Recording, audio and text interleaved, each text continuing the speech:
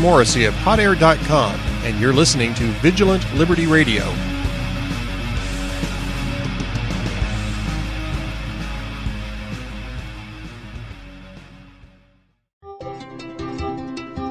At Independent Journal Review, we publish news that is objective, fair, and entertaining. As one of the top websites in the United States, it's our duty to bring the absolute best to our readers. Readers like you.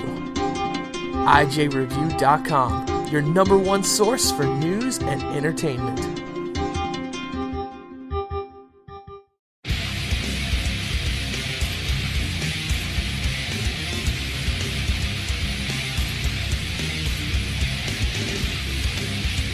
If you think paying for food stamps is more important than paying for veterans, you might be a liberal. Around here, we call you an idiot. Vigilant Liberty Radio.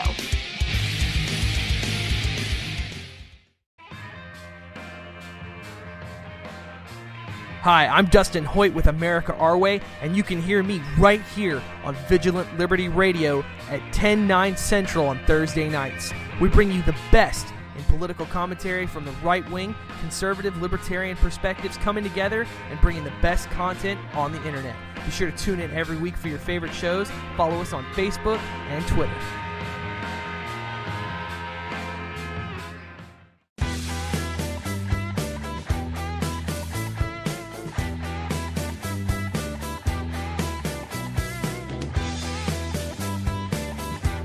This is Kevin Jackson of the Black Sphere Radio Show. Listen to Vigilant Liberty Radio.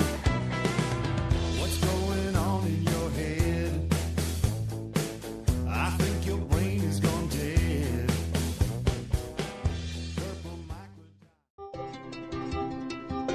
At Independent Journal Review, we publish news that is objective, fair, and entertaining. As one of the top websites in the United States, it's our duty to bring the absolute best to our readers. Readers like you. IJReview.com, your number one source for news and entertainment.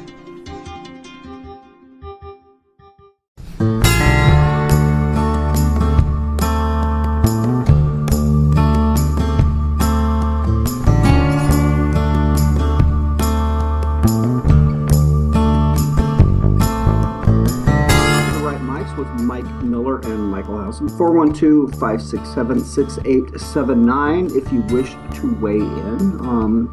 As always, Housen, we don't do this enough, but we are joined by our producer extraordinaire, Jessica, and our program director, Dan Fitzgerald.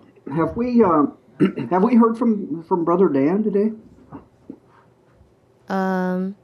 I haven't seen. Yes, we did. In fact, just 1 second ago, he was just expressing disbelief at the Joe Biden comment about butt buddies, and then he sent me an Urban Dictionary link.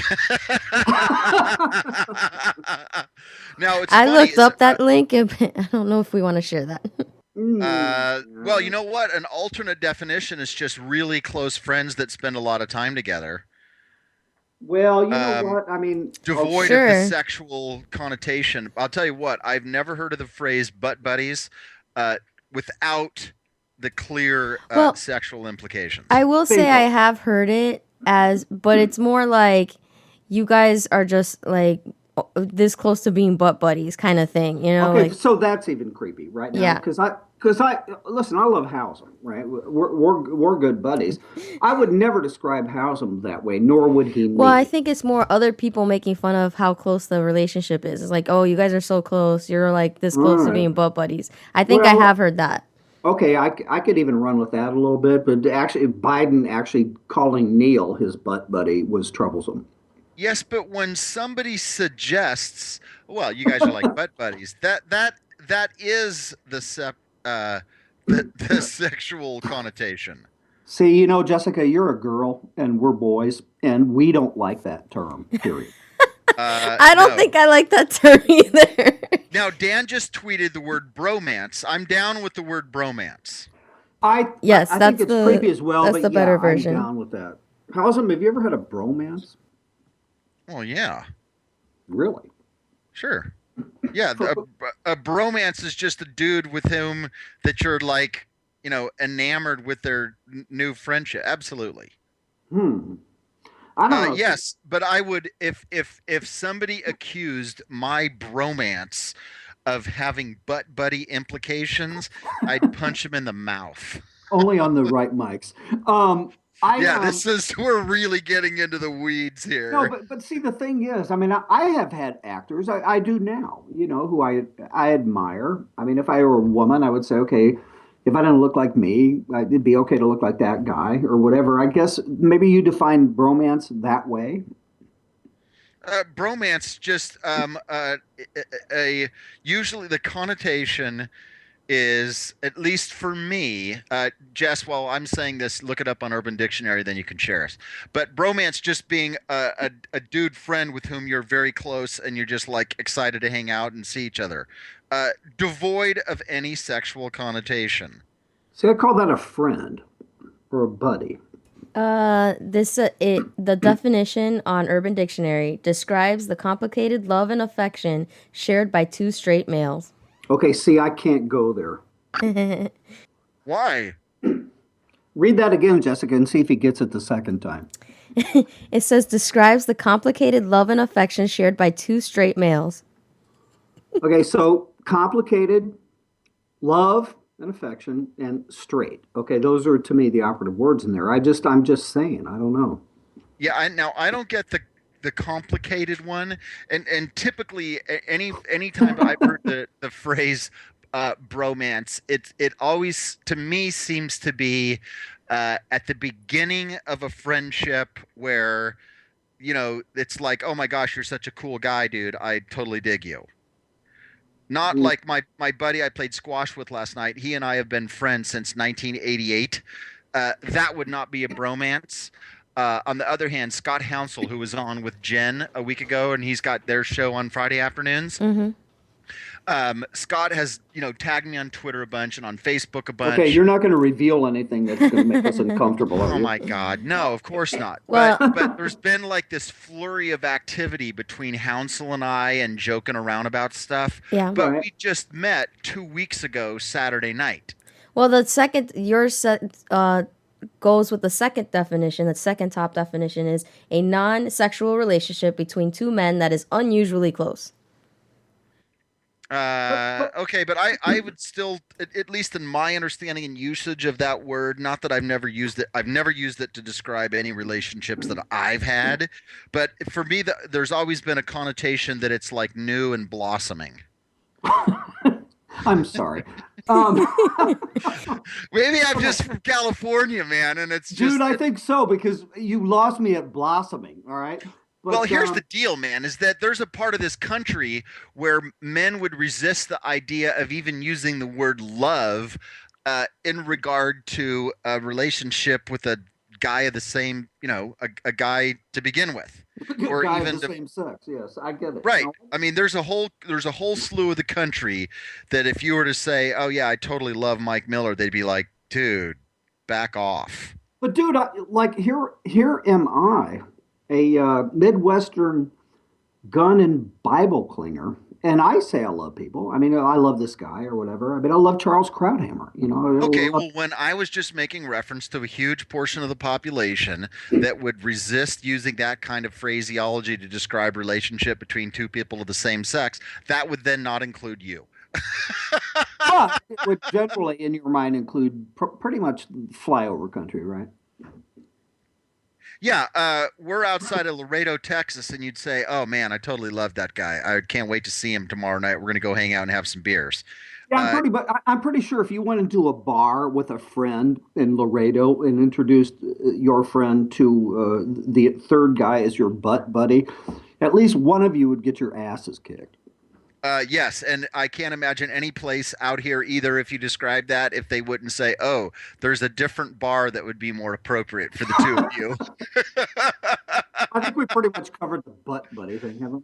I think we have beaten this horse to death, so to speak. All right.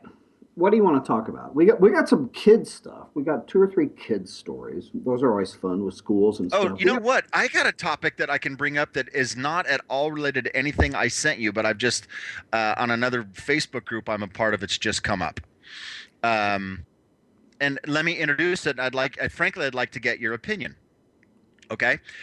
So first of all, there's 2 pieces to it. The first of it is that Scott Walker was in the UK, and there were some questions about or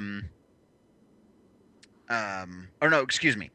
There are questions to Scott Walker about evolution.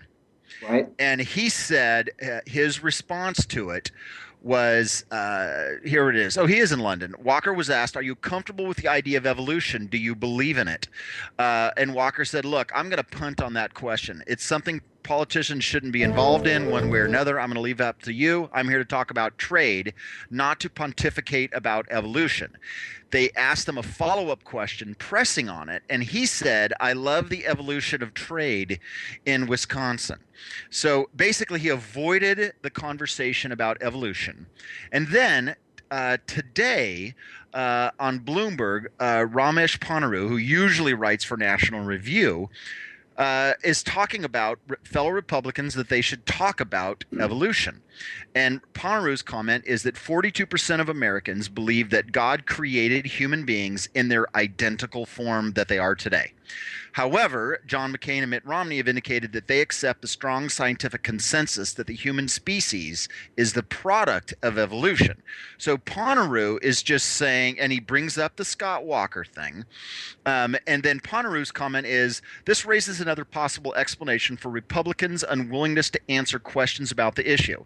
They may themselves belong to that large anti-evolution bloc and not wish to turn away voters for whom a candidate's belief in evolution is important.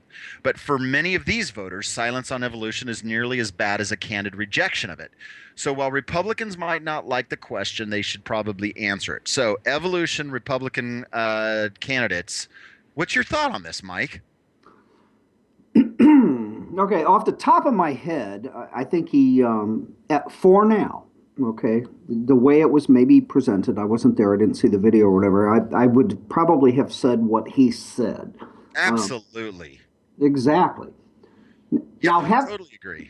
Yeah, now having said that, and I can just see us now getting into a long theological discussion, although I don't think we will, but I've thought about this before myself, because obviously man, all right, excuse me, we'll go back to Neanderthals, we go to Cro-Magnon. I mean, one need only look at the past, obviously has evolved. You know, my position would be that why can they not coexist? Why can creation and evolution, why do they have to be mutually exclusive? And I'm not sure that they do. But again, that's a whole long discussion or debate. Well, and I think that's a very good question. In this particular link that's in this private Facebook group that somebody put up the Ramesh Ponnuru article, and then I actually put up this one because I had pulled it up because I was looking at it about Scott Walker. One of the other guys asked the question, would evangelical Christians not vote for a Republican candidate who said that he thought that he believed in evolution? And I'll tell you what, Mike, there is I don't know what the number is, but there is a percentage of conservative Americans that if somebody did not adhere to a strict 7-day creation, they would not vote for that candidate. Well, yeah, but that is so inconsequential in terms of the number that I don't think it would make a difference. And then on the left, you could come up with something just as wacky, and they wouldn't vote for someone. You know, like the people that don't believe that candidates who don't believe the moon landing was faked, and 9/11 was a false flag operation.